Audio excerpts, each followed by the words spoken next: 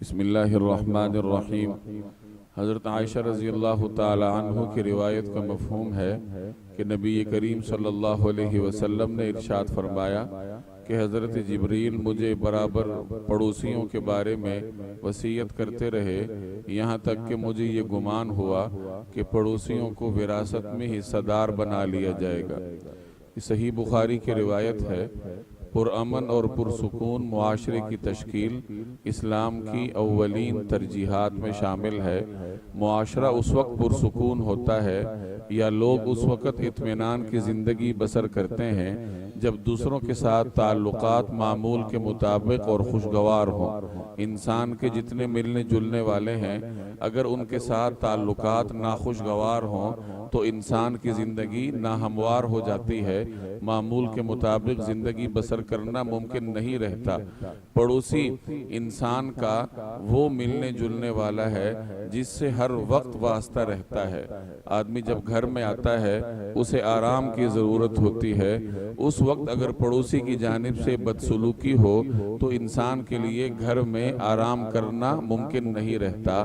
تو زندگی آرام سے بسر کرنے کے لیے پڑوسی کی جانب سے حسن سلوک نہایت اہم ہے۔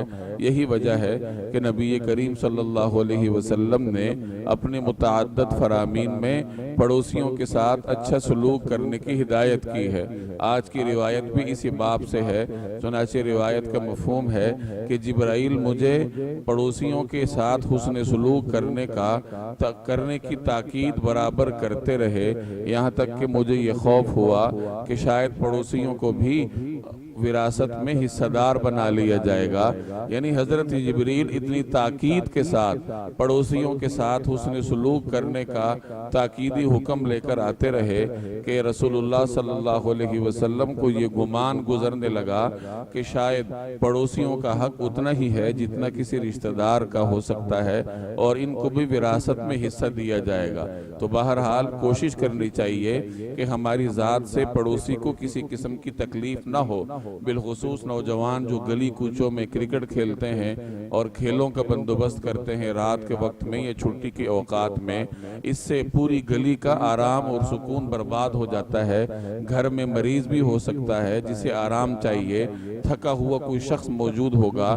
الغرض کوئی بھی ایسا کام کرنا جس سے گلی محلے والوں کے آرام میں خلل پڑتا ہو اس سے پرہیز کرنا چاہیے۔ اللہ تبارک و تعالی مجھے اور آپ کو عمل کرنے کی توفیق عطا